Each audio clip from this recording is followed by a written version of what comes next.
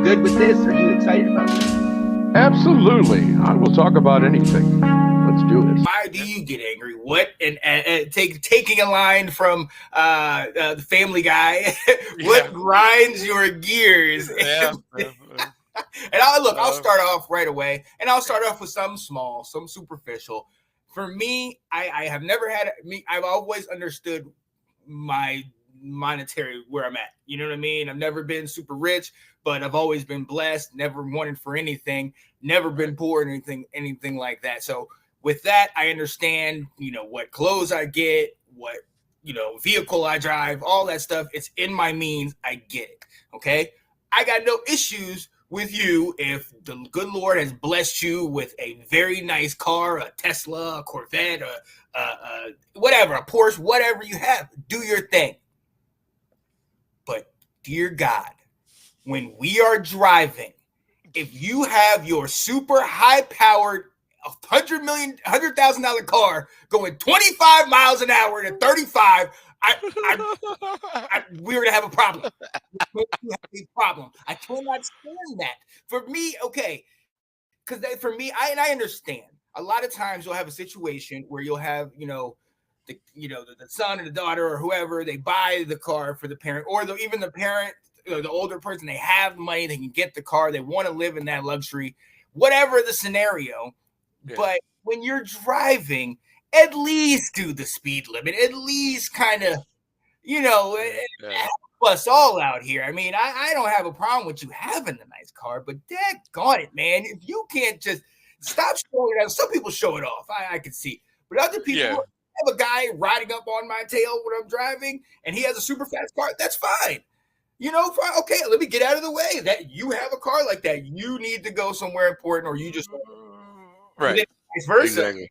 If I got a broke down Pinto behind me trying to bumper cars with me, I'm like, bruh, your car's gonna break down right away. I don't want to hear any of that. Something off time, something small, but it could really kind of trigger me in a way where I'm like, daggone it, man, get out of my way. You know what I mean? Right? No. Oh, totally. Now again, I don't have that one because I'm not a driver. Right? I don't drive, so I don't really have that one.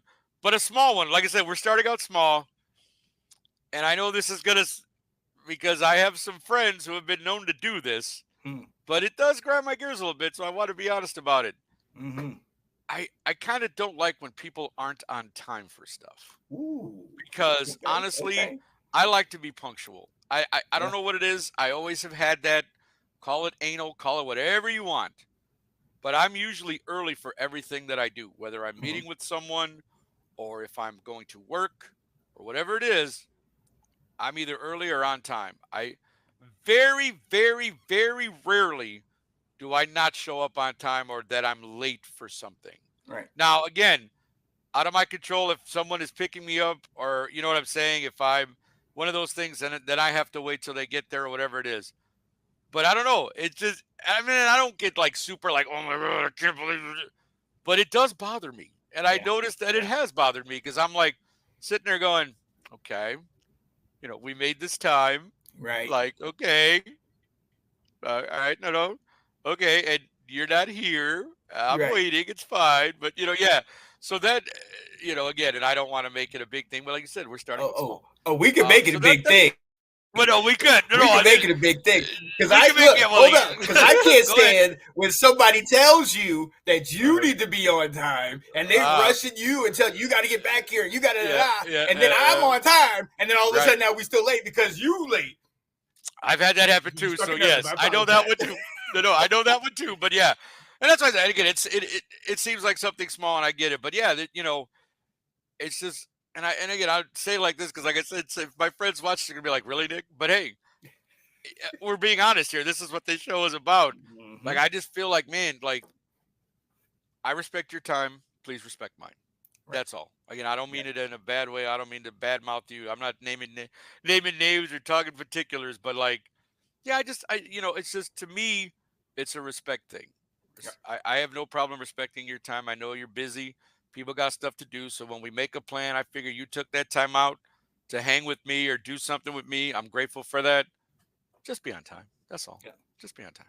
That's all. I understand that. So, but yeah, so that's a small. That's to get us going. That gets us started. It gets us in the conversation. Let's turn this up a little bit, man. Let's turn this up a little bit. And I'll piggyback off what you said because my deal is as you know, and again, we're not naming names, and I don't know if anybody's watching right now, so it don't matter. But as you know, I have been in situations where things might not be as much in my control. And I'm normally good with it. I'll go with the flow. I'll do what's necessary. But I always have an issue because you know me that I'm even keel. I'm like, hey, it's a party. We're all in it. Let's all hang out, enjoy ourselves, and whatnot, what have you. But I have an issue at times when external forces that other people want to bring into our little circle now have then rocked the boat. And then which is partially me because I do try to be more reserved for this reason or that, I have an issue because now all of a sudden I already see what the problem is. I have identified this is the problem that came into the circle. But I realize that in the circle, there's a connection between another party in that problem. So I can't necessarily vocalize, you know what I mean, my opinion or my frustration. Oh yeah. Sure. So I'm being made to kind of deal with it. Then all of a sudden, the entire situation turns from "Are we having fun?" to "Why are you not having fun?" And it's like, well, I could tell you the answer to that question, but then all of a sudden it's going to turn around on me. I have an issue when, if we're in a situation and you clearly have brought somebody into that situation, now I have an issue if I'm clearly upset, like I'm clearly in a position where I'm frustrated or I'm being made to do something that I don't necessarily want to do. And I'm being made out like I'm the bad guy, even though I'm the one who we were here. We were doing this together. Nobody invited this. Now you invited it and I'm fine with that. But now they get to dictate. I have a problem with that. You know what I mean? Yes. If I'm going into that situation where I already know this is what it's going to happen and it's not going to be on my own, that's fine. Right. But I do have a problem. And you know, and I'm starting to get a little fired up on this. You know, certain situations where people have started to say, hey, oh, well, what do you want to do? What would you like to do? Yeah. And that's not really what they mean. Because when you have clearly stated what it is you want to do, other parties are saying, oh, well, this and that. And did you ask them? You asked me. You know what I mean? So external forces that come in. And that's why I'm very selective with the people that I hang out with. And people are like, oh, you don't hang with this, you don't do that. No, because I know that if I sit here in this situation, I know there's a likelihood that you're going to bring in this. And it's clear that you're the concern, and not in every situation, but it's clearly there's no concern for my feelings. So if that's the case, well, we're going to have this issue, and I hate it because it makes me look bad. But at the same time, shouldn't I have the say? Shouldn't I have the freedom to be like, I don't want to hang out with this person, especially if I've told you that? But that was a little pointed. I'm gonna. I got it. It's okay. Yeah, you know what I'm talking about. So I do. Yes, I do. No, but that's an interesting one. I don't think I've really encountered that so much, like in that sense. Like, so I get that's something for you. Something maybe I could possibly equate that to. Like, I don't know. That's really that's a good one in terms of like, because again, that leads to the question like. People would be like, well, Sean, are you okay? Is that good? Like, is there, what upset you? And so I like that one. That one I like a lot. For me, to jump into something a little bit more, I think as far as anger goes, because I think you know this too. I try really hard to not be angry. Yeah. Like I'm generally, and maybe to a fault at times, I'm a pretty agreeable guy. Yeah. Unless it's something really out there where I'm like, no, I'm not doing that. Right. I'm pretty agreeable with stuff. So the anger thing is not so much, but how about an annoyance? Let's go with something that could lead to anger, that is Okay, somewhat I of like an that. annoyance. Right, somewhat of annoyance, but it could lead Wait, to should you tell people your age? Because people might get that grandpa get off my lawn well, type. yes, okay. Everybody knows Nick's 51. Okay, I hit the 50s last year, 51 in January 2024. Yes. So sometimes I admit some things I say get a little taken as all right, Grandpa, take it easy over there, Aaron pal. Rodgers involuntary minicamp. Yeah, right, exactly. So there you go. But no, but because that's one thing I've had to work on is the anger that I have, and so where I'm going to go with this is actually it goes a little deeper. Like we're jumping to the next kind of level. Yeah. I had a lot of anger as a young man. Hmm. And I think this manifested itself as I got older because when you don't let things go sometimes, it starts to affect the other areas of your life. Yes. And so I would easily, I was angry as a teenager. Again, my parents split when I was 9, divorced when I was 10. My dad remarried at 15. All those things upset me greatly. Okay. Like I was very angry about all of that. And, I manifested that in many different ways. We won't get into that now. But I carried that into my 20s because I never dealt with it. And so as a young man being angry, every little thing, like I said, annoyances bothered me. Like there was times I would be angry because somebody talked to me on the bus, like somebody I didn't know struck up a conversation. I'd be like, why are you talking to me? Like, I'm not in the mood for you, or I'm not in the mood for this, or why are you even, I don't know you, dude, like kick rocks or whatever it was. And it speaks to an overall attitude, it speaks to, an overall feeling. And like I said, kind of with your thing, like, man, I was feeling great. And then this happened. And you sit there and go, wait a minute, man. Like that. And you look, like you said, you look like the bad guy. You look like you're the one who doesn't know how to deal with things, or you don't know how to, get along with people, as it were. But that's not entirely the case. That's the one thing I think that some people, when they deal with anger, I think nobody ever really looks at it from the opposite side to get to the reason of why you're angry. Right. Like, why are you acting this way? Is there a reason, or are you just a Yes. bad guy? And the thing is, no, it's not that you're a bad guy or a bad person, but something happened that upset you. And then when people can see that visibly on your face, or take it as, or you manifest that in some way, then it's like, well, what's wrong with him? Is he Right. okay? And that, like you said, that goes to your point of what you were just talking about. Yeah, there's not too many things these days, honestly, that grind my gears. I mentioned the one about time and being on time. That's a small one. Again, I can get over that. And, I tease my the friends that I know are late. I do tease them about that every now and again. So it's a playful thing.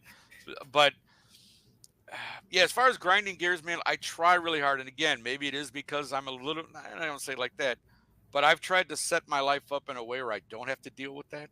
Gotcha. I try not to. And again, I get angry, sure.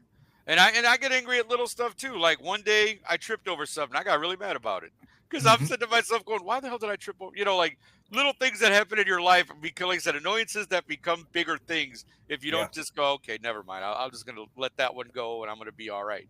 Because in the grand scheme, it's not that big a deal. But I think that's another key point that maybe we should get into is, like I said, dealing with that sort of thing. Like something small happens. If you don't deal with it, what happens? It becomes it blows up.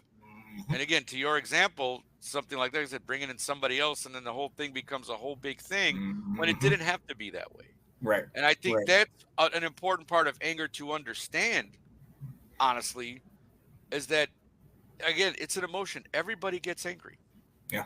And it's how the other person or the people you're with relate to that could help the situation or hurt the situation. So I always feel like I do my best to try to diffuse if something like that happens. Only because I don't want the discord. I don't want, I want everybody, like I said, if we're in a group, I want everybody to have a good time. I want to enjoy what's happening. I don't want anything to come in that's going to upset the balance and any of that. And now again, I'm sorry, because I know I'm starting to ramble on and get off the topic. Oh, you're good. But I just think, man, anger's such a tough thing sometimes. It really is, because again, there's many layers to it, as we mentioned. There's many sides to it, and I just don't think people give enough thought to just how being angry can affect you, other people, your situation. Mhm. the way you look at anything. Like I said, people get angry at work, right? I mean, I've been Mhm. angry at work, and I look at how I've manifested that, or like, I don't know, it must be my new word this week, manifest. I must have read it somewhere because I've said it about 60 times already in this podcast. So, again, but I digress. I'm telling you, my mind is all over the place, Sean. I'm telling you, but yeah. So I mean, being angry at work, I've noticed that what I'll do is I'll complain to my boss. Hmm. I'll be like, hey Jermaine, blah blah blah blah blah, and I'll air like all my grievances to him, whatever I'm Yep. upset about. But he'll be like the only person I tell. Yeah. You know what I mean? Like I won't really say it to anybody else, but with him, we'll have the conversation, and I'll just lay it out for him. Like, man, I don't like this. I don't like this. I don't like this. So that helps 'Cause- me to Yeah. get rid of that stuff. You know what I mean? To get that out of the If he's way. there, if he's available, because if he's not available, then you hold Well, that stuff in. or then I just yell at somebody at work, and they go, "Why is Nick yelling at people?" Yeah. Then you have that. So that has Yeah. Well, happened. yeah. So that's why I say Yeah. that has happened. And I think people notice. You're like, "What's wrong with Nick?" Right. Nothing, man. Just do your But job. that's Leave me alone. but Right that's a here. good point though. But that is a Yeah. good point, and you always give me a hard time because obviously I too cannot let certain things go. Oh man! Oh wow! Which is an No, annoyance. no, you know what? Right. Here's yeah. Somehow, how did I know that somehow you were going to slip that in? Because no matter what show we're doing, Mr. Spencer, you find a way to throw in Tom Brady throwing the damn I want to see if trophy. you're angry, and see that's the thing. You're annoyed by my response, but I'm angered by his lack of just respect. decorum. I mean, but I think you have a great point, and it is that it's annoyance. It is, and it's more of an annoyance where it's kind of like when you have where you are trying to be the peacemaker, where you are trying to be the one who, even in situations where you stick out like a sore thumb, you're still trying to be the bigger person. You're trying to be very open and chatty and talk to people, things of that nature. And then it just seems like stuff keeps compounding from other sides, and that's one of the things that really annoys me. And going also with annoyance and kind of along those lines, it really frustrates me when people just have a lackadaisical mindset on certain things. And when I say certain things, obviously it's things maybe that I might be more interested in, which is sure. Well, I mean, I don't like football, yeah, but I mean, I can also say politics. I can also say world events. I can also say X, Y, and Z. And for me, it's because if I put in the time to look into those things, then for me, that kind of annoys me. And likewise, when it goes back to what we were talking about with, the external forces, sometimes the annoyance that can turn to anger is the fact that it's kind of like, all right, we've had this situation happen. We've had it happen multiple times where we figured out this is the reason. Now we are continuing to allow this to happen. Now all of a sudden, this no longer becomes just, oh God, why do we have to do this? Now it becomes something like, all right, are you purposely doing this? And this is a way where you have little things that are like little annoyances, little small things that can grow and fester because A, either it's not being discussed, or B, it's you just feel like the person doesn't care. You know what I mean? It's like if I'm coming to you every day and I'm like, hey buddy, blah blah blah, and after 3 or 4 days you're like, hey man, can you just, my name's Nick, man, don't call me buddy. He's like, all right, bud, my bad. And the next day it's the same thing, and that's small, but when it's that's every single day, things that fester. If you don't cut that guy off and say, hey, listen, do me a favor, buddy, don't call me buddy, or whatever. Hey pal, don't, like, just call me Nick. Like, because again, if we do let it go, what happens? Then you do get angry. And again, that's dealing with, and you know what? I'm kind of glad you brought it up. Like I said, you and I talked about this before we went on. And I think, right now, anger, there's a lot of anger around the country. There isn't for those, again, Sean and I are going to dip our toe lightly into this because we know this is probably going to set some people off. But obviously, everybody knows there's an election in November. We are voting for a new president come November. And again, this is not, whatever your politics is, that's not what this is. We're not talking about that right now. This is not in terms of which party you're for, who you're voting for. I don't want to know any of that right now. That's not the subject of this.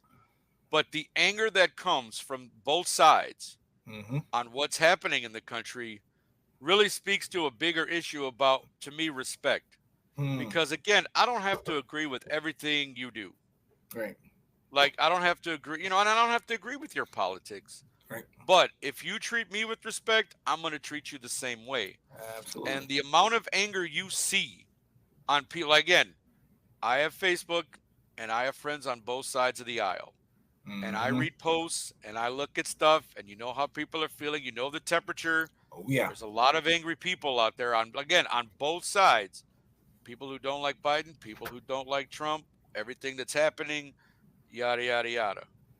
And I think the unfortunate part is sometimes we can't see past our own beliefs, things. Like if you don't agree with me, I need to be upset with you. And I really think that's what divides people that way. And that's why people get into arguments about politics and fights about this. And I get it. Right. We're not going to agree on everything. We're all raised differently. We all have different backgrounds. We all have different ways of thinking. I mean, I'm going to be honest with you. I have really good friends who are on both sides of the aisle. And the one thing I avoid with them as much as I can is political discussion. Because again, I'll respect you if you respect me. Now, again, I'm not telling you which side of the aisle I'm on, and I'm not going to get into that. If you want to ask me privately and we're that close, I'll discuss it with you. But I'm not going to do it here. But I'm just letting you know that to me, that's anger on a different level. And it's really a shame to see because I've seen people literally not talk to each other or decide that I don't want to deal with you anymore because you don't agree with what I agree with. Right. And I'm just going to say this, whether you think this is a correct statement or not, the fact that we let politicians who claim they have our best interests at heart, but maybe don't always, separate us as people who have to live together, work together, and be together, I think that's terrible. Because I do think it's very divisive. It does divide us, and that's a shame. Because you know what? We're here on the ground floor together. Like nobody I know is super well off where that this doesn't affect them in some way. Well, you know, whatever side you're on. We all go to work. We all pay our rent. We all pay our bills. We all do whatever. You know, the anger part of this really bothers me because, again, the lack of respect that people have for each other all of a sudden, like, you know what I mean? The lack of whatever it is, compassion, understanding. Again, you could, you know, oh, Nick, you drink, but it is. I mean, it's terrible. It's the that truth. People don't know how to talk to each other and can't understand that differences are honestly what make us great as people. If everybody was the same, I think life would be really boring. Right. If we all thought the same, if we all did the same thing, if we all wore the same clothes, we all did this, we all did that, life would just suck. We just exist and nothing would happen. But again, I just feel like right now the anger in this country for this whole thing, this whole election, it's very sad. And again, that kind of grinds my gears because I feel like people don't respect each other, and people are willing to just name call and be like, oh, well, you're this, you're that, blah blah. How can you defend Trump? How can you defend Biden? How can you do this? How can you do that? I've heard the argument. Trust me. Like I said, if you look at my Facebook page, it's a cornucopia of stuff, man. I get all sides. I get all angles. People are, like I said, I know people on both sides of the aisle. It's terrible. And that's the problem. And a lot of it is because everybody feels like they have the answer. Everybody feels like they know. And one of the things that really angers me, and I'm staying on this line, but also in the other thing that we talk about all the time, which is football, is when you have people that are not willing to admit a fault of the person that they're supporting. Be it football, be it, I've known people that have looked at coaches who have openly said that they have done stuff. They've openly said that, yes, I had this infraction or whatever. This is should be suspended, but whatever, what have you. And these people are like, no, this is fabricated, this and that, blah, blah, blah. And that is the big thing for me, because going to your point on politics, one of the things that I've always been taught by my father, who was big into politics, but also big into media. He said to pay attention, start looking at both sides. If anybody ever tells you that this side is 100% great and there's nothing wrong with them, that's when you keep your eye on them the most. You know what I mean? And it's not saying that this side isn't awful, but you have to realize that there is nobody that is perfect. There's nobody that's pure and blameless. So what really frustrates me is on both sides, that both sides attempt to be this blameless, pure, like party that we are this and we're that and we're great. Right. And then you have people in our society, we deal with it every day, Nick, that will defend one side or the other, saying they are terribly bad and they are terribly bad. I'm going to tell you something right now, and it is not going to be a popular comment, but Trump has done some really good things for this country, and Biden has as well. And Trump has done some really bad things for this country, and Biden has as well. And that's just what it is. Because we need to understand that the man that might be up there is not just up there by himself. A lot of times he's backed by all these groups and countries, or not countries, but entities that have their own agenda at heart. Yeah, absolutely. One of the things my dad taught me when I was very young, everybody, and I mean everybody, has an MO. An MO, for those of you who don't know, is a motive. Modus operandi. Yes. Exactly. Yes. Everybody has a motive. Everybody wants to get their agenda across and whatnot. Yeah. And the worst thing about it is the lack of desire to want to know the truth, and the lack of desire to want to hear from both sides and figure it out in your head. This is what the truth is. And just a lot of people in this country on both sides would rather just live in the naive, the ignorance is bliss mindset, just so they don't, like you were saying, just so they don't have to ruffle the feathers, just so I can be just, okay, go along, get along. You know what I mean? And and I am not going to be on this with you and lie to you guys and say that I have not done that. I have made a life. I've done it plenty of times. Yeah, right. I've done it plenty of times. I just told you I'm very agreeable, right? I just told you that, right? You know what I mean? And so with that, I'm not sitting here and saying that I'm not, I'm free from blame. But what I am saying, though, is we are in a point in this country that is very volatile, where you got people on one side talking about, civil war. You got people on another side, obviously, the president potentially got shot. All this stuff that's out here, and our minds are so this side or that side, this or that, blah, blah, blah, blah. And it's like, dude, do you not realize that we need it all? We need everybody to come together for this to work. We are we are so susceptible to any type of attack. If the West wanted to really gang up and get together and they can get their stuff together, they could easily whop us, because we're so divided, and it's not even that hard to be that divided. So for me, that is a frustration of mine, because it's more than an annoyance, and it is borderline on anger, because for me, it means a lot more. For me, I don't have the luxury to be like, oh, well, if this guy's in, I'll still be fine. No, I'm an African-American in this country, whether you like it or not, whether you feel like what I'm saying or what kind of some of the things I might be frustrated with are true or not. Every day that I get up and I walk outside that door, I realize something could happen.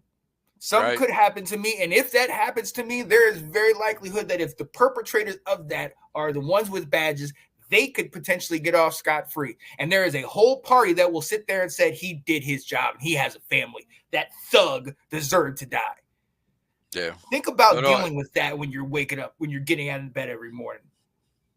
Yeah. I'm a little angry by that. Go ahead, Nick. No. I'm saying, like, that's something that I want to say I don't necessarily have to deal with. And again, you're a Latino man. You're not white. No, but I mean, that's the thing. I feel like I've been fortunate in that I don't get the profiling that I know some other races have gotten. Yes, I realize that technically I'm a minority, right, in this country. Rosario. Yeah, well, I mean, I'm a Latino. And if it's me and you up with the cops, I'll be like, he's a Rosario, sir. No. But see, that's the thing. And a lot of people think, oh, you must be Italian. And yes, I am part Italian, but it's Latino. actually a Puerto Rican last name. My grandfather was pure Puerto Rican. Rosario's his last name. It's my dad's name. It's my name. No, I'm telling. Well, I mean, I believe it. You know, yeah. But again, everybody knows. I'm half Mexican. My mother's pure Mexican. Dad is Italian and Puerto Rican. His mom was 100% Italian. My grandfather, His dad was 100% Puerto Rican. So I'm the Mexican, Italian, Puerto Rican. So yes, I'm a minority. Just, you know, but again, you know, I grew up here, and I grew up at a time where yes, and yes, racism angers me because I think it's ridiculous. But I I haven't felt it so much, so I feel fortunate in that regard. And again, Sean, you're one of my dearest friends, bro. We talk about a lot of things, and and it does anger me that that still exists.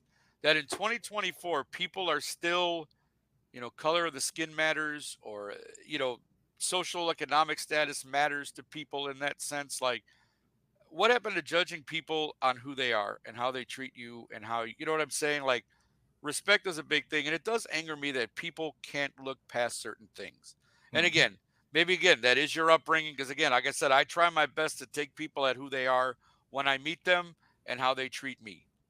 That's usually how I operate, and I think, you know, and again, I've tried to be that kind of person, but yeah, there's people I won't deal with because I understand what they might say or think or believe, and I don't have to deal with that. You know, I can choose who I have in my circle and who I talk to and who I deal with and who I associate with. But yeah, you know, I do feel bad, bro, that you even have that thought. Like that bothers me. That angers me because again, in this day and age, why should you even have to feel that walking out your front door? Like, that's not something But, that and you again, should that's but a lot of that is goes along with a lot of underlying issues. I mean, think about one of the first things that you mentioned was punctuality. You know what I mean? One of the things I learned, especially early on, is that because of a stereotype, I will always be deemed somebody that's going to be late, regardless. And if I'm there 199 times on time, that one time that I'm late, I'm never going to be forget about that one time that I was late. And I've lived that. I've dealt with that type stuff. And it's that little small stuff that gets me. Welcome to Truth Be Told, where honestly, it's in the name.